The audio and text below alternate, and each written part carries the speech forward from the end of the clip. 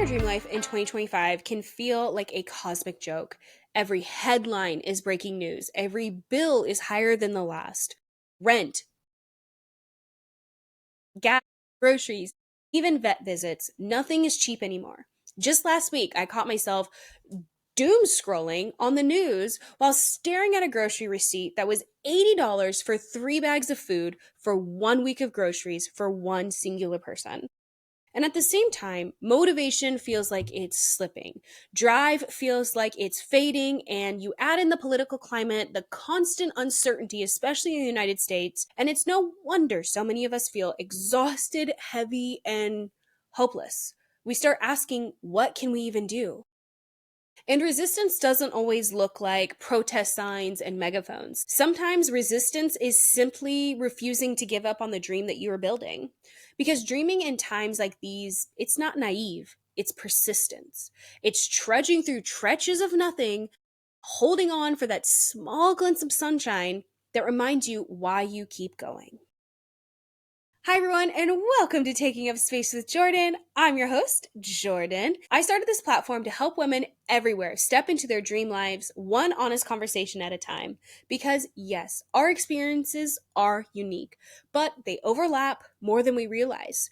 And when we name the hard stuff, the struggle, the sacrifices, the doubts, we start to see that we're not as alone as we feel. So, today I want to talk about the realities of building your dream life. The truth is, I don't live this glamorous, financially abundant life yet. For me, part of the dream is still getting there. But getting there is not easy. It's a long, messy road filled with trade offs, mistakes, and moments of doubt. And that's what I want to dig into today.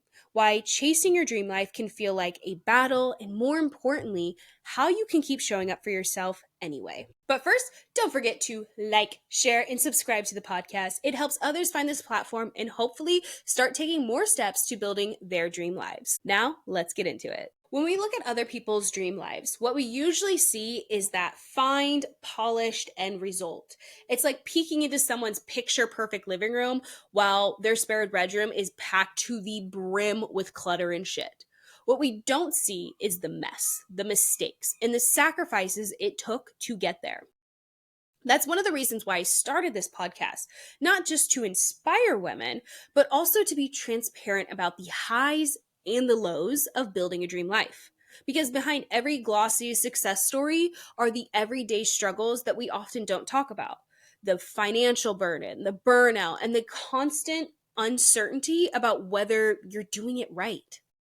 For me, living alone in an expensive city at 30, almost 31, comes with constant trade-offs. I'm not a carefree 20-something anymore. I've lived, I've loved, I've lost, and I know how real the consequences of my choices can be. Chasing my dream life means being intentional about where my money and my time go.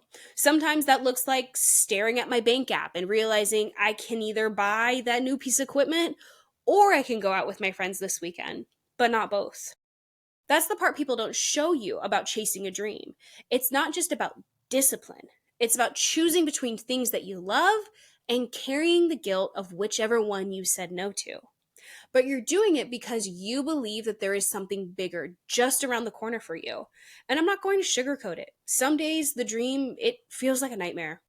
Just the other morning, I woke up at 4 a.m. to record a supplemental podcast episode. I poured all my morning energy into it. I structured my whole entire day around making sure I got this recorded, only to realize the next day when I woke up early again to edit that episode, my mic hadn't even been on the day before. It was a simple mistake, but it threw off the entire next day of writing and planning, and the worst part, the self-talk that followed. Why didn't you check your mic? This always happens to you. Why can't you just get it right after X amount of episodes? Nah, nah, nah, nah, nah. That's the hard part of chasing dreams. There are endless opportunities of doubt for yourself. Those voices in your head whispering, maybe you're not capable. Maybe you're wasting your time. Maybe this is delusional. I'm sure every person who has ever built something meaningful has had moments where they thought, what if I'm just not cut out for this? And I'd be lying if I said I hadn't thought about taking a higher paying job. The appeal is obvious. Travel without bargain hunting, buy what I want without the guilt, breathe easier financially. Because most of us, we're building in the cracks of our day. We're doing it between shifts, during late nights, on lunch breaks. For some of you, it's working doubles while still trying to launch your Etsy shop. For others, it's writing chapters of your book after putting the kids to bed. Maybe it's saying no to every happy hour because you're saving for that certification that's going to take you to the next level.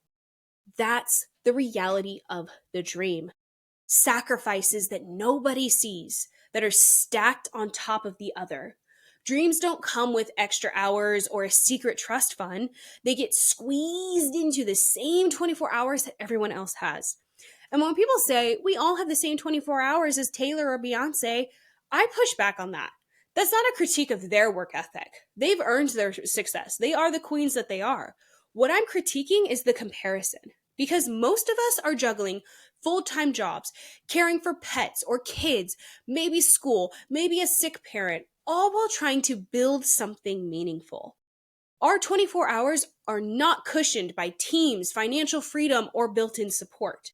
And yes, again, I think about it sometimes, taking the corporate grind instead of this. And when I do, I actually feel guilty. I wrestle with guilt when I skip brunch to save for a new camera. I feel that sting when someone dismisses this as my little hobby or as, do you make money from that yet? Nina, hey, you need to chill out, dude. The emphasis on yet cuts so deep. But here's the thing, the shame, the guilt, the frustration, they're nothing compared to the weight of regret. I'd rather carry the struggle of trying than live with the question of what could have been. When you align your life in a way that it lights you up with purpose, walking away becomes nearly impossible. Even when it's hard, even when people around you suggest giving up, being realistic, or turning your little dream into a hobby. Because those people are also the ones trying to make your dreams feel irrelevant, feel too far out of scope, too big for someone like you. But you know that your dreams are just scratching the surface of what you are actually capable of. That's why dreaming is so important. The truth is, they want us too tired, too broke, and too hopeless to dream. But our dreams matter. They're not hobbies, they're acts of resistance. To dream is to believe that we deserve more than what the world tells us we should settle for. And here's the part no one talks about. Dreaming pulls joy into the middle of the shitstorm.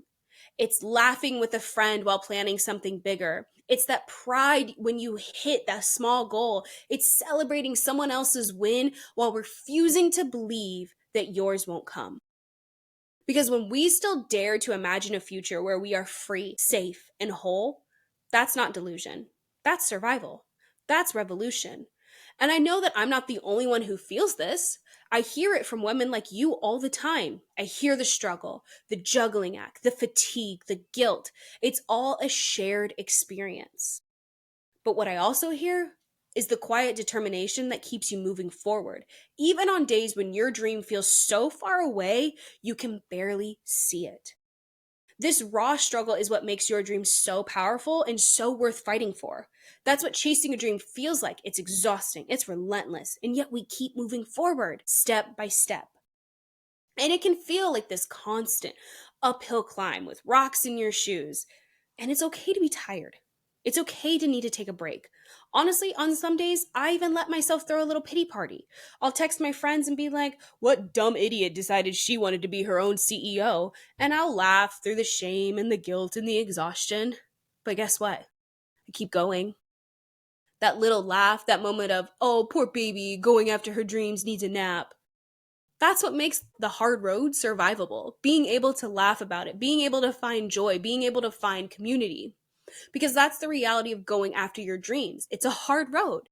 Think of it like a brutal hike with 5,000 feet of elevation. For some people, the climb is gradual with switchbacks and beautiful resting spots. But for others, it's a near vertical climb, demanding ropes, carabiners, and grit, and whatever else equipment you need to climb like that.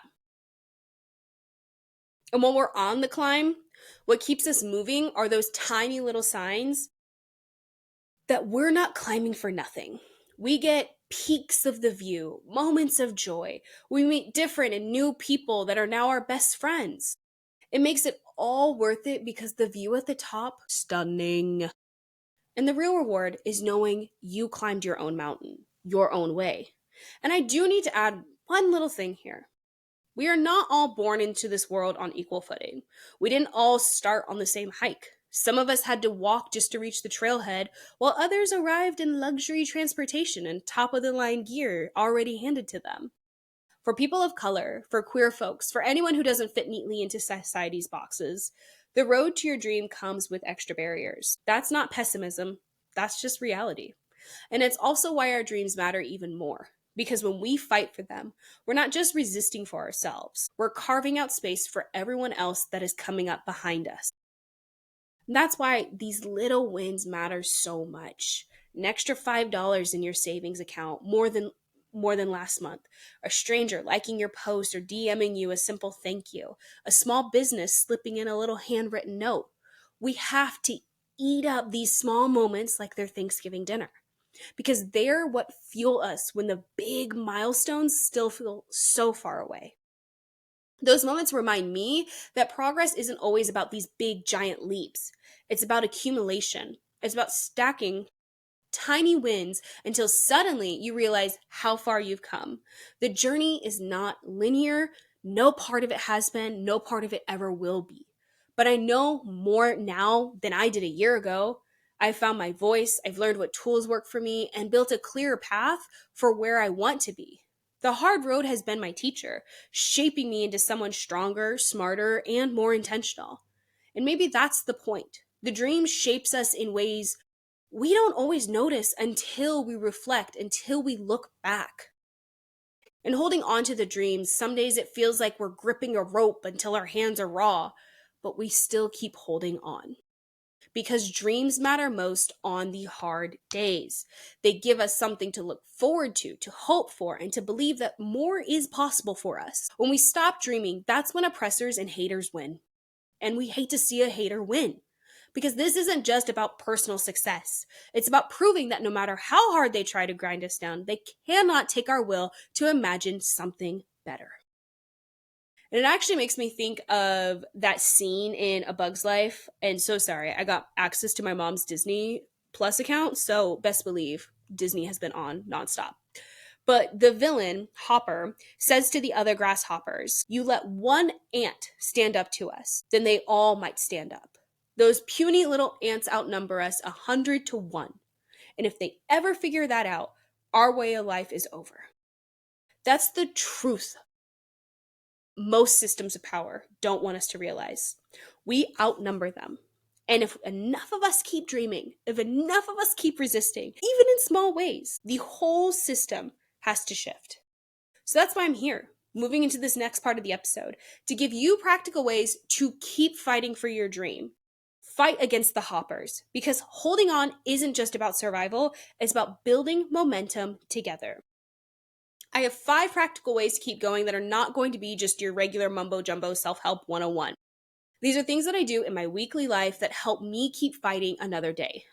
Take what you want, and if you have something that you do, I want to hear about it. I want you to send me a DM, and I would love to put together a collective list of all the ways that we are continuing this brutal climb of gripping onto our dreams. Our first shift, creating rituals around your dream. We tend to think that discipline is the only way forward, but rituals are going to be what sustain us. Lighting a specific candle before writing, putting on the same playlist before recording, brewing your favorite tea before working on content, like myself. It's not about the task. It's about creating a sacred rhythm that tells your brain, this matters. These rituals should feel like cues to put you in the mindset of someone that believes in themselves and fights for their dreams. I'm so sorry about that. I released a supplemental YouTube exclusive episode on how you can start living in your main character energy, and this is very similar. It's basically creating intentional moments that remind you who you're becoming. Whether it's the outfit you put on before a creative session or the specific coffee shop where you do your best thinking, These small details aren't superficial. They're anchors that keep you connected to your vision when everything else feels chaotic. Oh my God. The second shift that I want you to start doing is documenting the messy parts. Don't just wait until you have a win to celebrate. Take photos, write journal entries, or record voice memos on the hard days. Later, when you look back, those messy notes will remind you how many walls you've already had to climb. They become proof that you are capable of making it through again and again. I have an album on my phone that I call bloopers. It was first started with all the recording mistakes I would make, and I thought that I needed to have these episodes be super perfect and super clear. But as you've probably learned if you've been a long-time listener, is I sometimes accidentally sneeze and burp into the microphone. I don't mean to, but it just happens, and I don't always edit those out, or I stumble over my words. But now I will also record videos of me realizing, like, my mic was not on during a recording session, or how many times it takes me to record a TikTok, or even just a little video journals of me working through a problem out loud. The messy parts on some days are going to be the ones that are going to teach you the most about yourself. Our third shift is rotating between push days and nurture days. You can't be on all the time. Build a rhythm where some days you push hard and other days you rest, you replenish. On push days, go all in, pop off, batch that content, pitch yourself, take bold action. But on nurture days, fuel the dream by resting, reading, walking, or reflecting. Both are part of the story and both are progress. And this might seem counterintuitive if this is new to you, but my most productive months happen when I'm most intentional about my nurture days. Without them, the push days become less effective. I've learned that pushing through burnout doesn't make me heroic, it makes me less capable. So I plan both types of days deliberately, marking them in my calendar and honoring them as equally important. The fourth shift is using micro bravery. One of the fastest ways to keep momentum is to do one tiny brave thing every week. And I don't mean this as like a joke thing, like, oh, I was brave for doing the dishes. No, I mean send the scary email, post the vulnerable story, ask for help. It doesn't have to be massive. It just has to be something that stretches you past your comfort zone. Those micro acts of bravery compound into bigger breakthroughs. I found that tracking these small acts of courage helps me also to see how far I've come, very much like recording the messy parts. So I keep a note on my phone where I list each tiny brave thing that I do, whether it's finally introducing myself to someone I admire or sharing work that feels unpolished. Over time, this log becomes once again proof that I'm capable of facing my fears and overcoming all of the walls, even when they're disguised as small little moments. Our fifth and final shift is borrowing belief when you don't have your own. And I know this is probably going to sound maybe scary to people who are resistant to relying on others. But this is not necessarily putting all your burdens or weight onto somebody. No, this is just leaning on the voices of your community and allowing them to help you in small ways. I like to save screenshots of encouraging messages, keeping a folder of listener DMs, recording affirmations from friends or family. When your own belief wavers, because it will, borrow theirs until it comes back. There's nothing wrong with reaching out to your community to be reminded that you are, in fact, that bitch. We can't be the only ones cheering ourselves on all the time. Even if you only have one person in the room clapping for you, that's one more than no one. So lean on them when you need the support. It's going to be okay. Or even come back to this episode and be reminded that this is okay to have bad days. It's okay to be someone that takes the L that day so that you can take the W tomorrow. These practices aren't about chasing the dream perfectly. They're about keeping the dream alive sustainably. Every ritual, every documented struggle, every micro act of bravery is a way of saying, I'm still here, I'm still climbing, and I still believe this matters. And here's the most beautiful part of this. When enough of us keep fighting like this, it doesn't just transform our lives, it shifts the whole system. Because just like those ants, once one of us rises, the rest start to believe that we can rise too. So if building your dream life feels heavy, if it feels like you're trudging through mud while everyone else seems to be running ahead, let me remind you, you are not behind. You are not failing. You're just in the middle of your climb. And yes, it's hard. It's messy, and it's unfair. Some of us started the hike carrying more weight on our backs than others ever will. But every step that you take, every tiny win that you claim, every time you refuse to quit, you are reshaping what is possible. Not just for yourself, but for the people watching you. For the ones coming up behind you who will find the trail a little bit clearer because you kept walking. And here's your final truth: dreaming isn't delusion. It's survival, it's resistance, it's proof that even in a world that wants us small, tired, and hopeless, we still believe in more. And the more of us who hold on to that belief, the harder it becomes for anyone to take it away. So if you hear nothing else from me today, hear this. Don't let the weight of today steal the hope of tomorrow. Keep dreaming, keep fighting, keep climbing your damn mountain your way. Because one day you're going to look back and you're going to realize that what once felt impossible became the life that you refused to give up. So keep dreaming, keep trying, and don't let your dreams slip away because someone else believed that they were too big. Kisses.